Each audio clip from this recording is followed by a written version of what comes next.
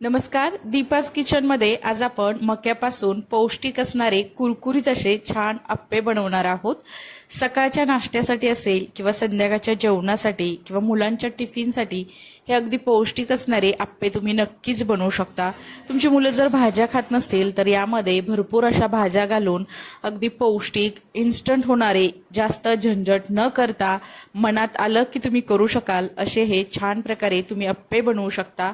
चला तर मग वेळ न घालवता लगेचच आपण रेसिपीला सुरुवात करूयात। आज आपण मक्यापासून अप्पे बनवणार आहोत। त्यासाठी 2 कणीस मी इथे सोलून घेतलेले आहेत आणि त्याचे असे हे दाणे आपण काढून घेतलेले आहेत। ही अगदी गावरान अशी मका आहे, याऐवजी तुम्ही इथे स्वीट कॉर्न सुद्धा वापरू शकता। आता आपण हे मक्याचे दाणे मिक्सरमध्ये बारीक करून घेणार आहोत। यामध्ये बारीक करत असतानाच आपण 4 ते 5 हिरव्या मिरच्या, तसेच 10 ते 12 लसूण पाकळ्या, अर्धा चमचा ओवा आणि अर्धा चमचा जिरे सुद्धा घालायचे आहे। त्यामुळे अप्पे अगदी चविष्ट असे बनले जातात। आता आपण याला मिक्सरमध्ये अगदी थोडंसंच पाणी घालून याला आपण बारीक करून घेणार आहोत। तर तुम्ही ते बघू शकता, मी त्याला सहजपणे याला बारीक करून घेतलेलं आहे। याला अगदी खूप असं बारीक करण्याची गरज नाही, थोडंसं रवारवाळच आपण याला वाटून घेतलेलं आहे, इतपत हे बारीक करून घ्यायचं आहे। आता आपण एका मोठ्या भांड्यामध्ये हे बनवलेले मिश्रण काढून घेऊयात।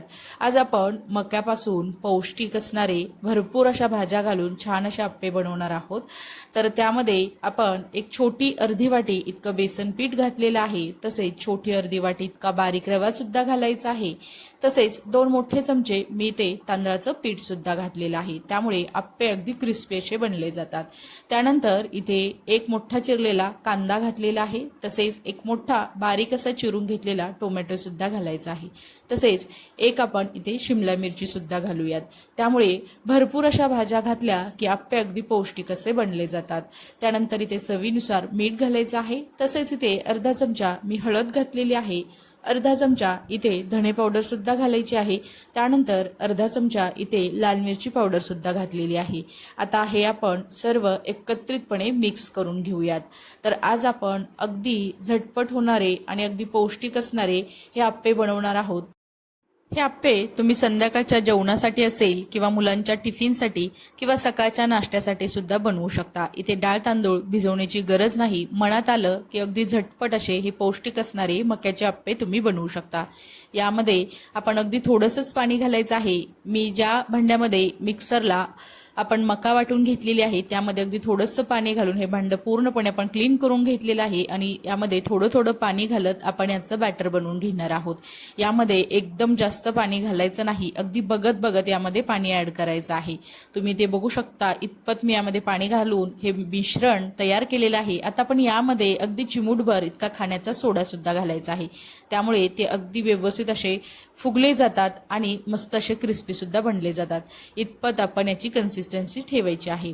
इकडे मी गॅसवरती अप्पे पात्र गरम करून घेतलेलं आहे, त्यामध्ये अगदी थोडं थोडं आपण तेल सुद्धा घालायचं आहे।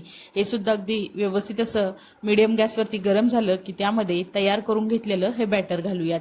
तर तुम्ही ते बघू शकता, इतपत याची कन्सिस्टन्सी ठेवायची आहे, त्यामुळे अप्पे अगदी छान असे बनले जातात। तसेच यामध्ये आपण बेसनचं पीठ वापरलेलं आहे, तसेच रवा वापरलेला आहे, त्यामुळे ला छान असं बाइंडिंग सुद्धा येतं। आणि आपण इथे बेसनच्या पिठाचा वापर केल्यामुळेच आपण यामध्ये ओव्याचा सुद्धा वापर केला आहे, त्यामुळे ते पोटाला आपल्या पचायला अगदी हलकं जातं आणि खायला तर एकदम चविष्ट आणि पौष्टिक असे बनले जातात। मुलं जर काही भाज्या खात नसतील तर त्यामध्ये तुम्ही अशा भरपूर साऱ्या भाज्या, यामध्ये तुम्ही गाजर, बीट सुद्धा घालू शकता आणि हे अप्पे असे बनवू शकता। त्यामुळे जर तुमची मुले भाज्या खात नसतील तर त्यासाठी हा एक चांगला पर्याय आहे। भरपूर अशा भाज्या घालून हे अप्पे तुम्ही बनवून देऊ शकता। आता यावरती झाकण ठेवलेलं आहे आणि आपण याला अगदी खरपूस रंगावरती भाजून घेणार आहोत। आता यावरील झाकण आपण काढून घेतलेलं आहे, तुम्ही ते बघू शकता, याचा रंग सुद्धा बदललेला आहे आणि अप्पे अगदी छान प्रकारे आपले झालेले आहेत। आता अप्पे कोरडे होऊ नयेत यासाठी आपण याला वरून असं थोडंसं तेल लावायचं आहे आणि अगदी पहिल्याप्रमाणेच आपण याला दुसऱ्या बाजूने सुद्धा खरपूस असं भाजून घ्यायचं आहे। तुम्ही ते बघू शकता, अगदी लालसर रंगावरती एक बाजू याची भाजली गेलेली आहे। अगदी याच पद्धतीने हे सर्व अप्पे आपण पलटी करून घेऊयात। तर इथे तुम्ही बघू शकता, हे अप्पे अगदी क्रिस्पी असे बनले गेलेले आहेत, मस्त असे भाजले गेलेले आहेत। तसेच यामध्ये आपण तांदळाचं पीठ सुद्धा वापरलेलं आहे, त्यामुळे याला मस्त असा क्रिस्पीपणा आलेला आहे. आता आपण दुसऱ्या बाजूने सुद्धा अगदी लालसर रंगावरती हे आप्पे आपण भाजून घेणार आहोत.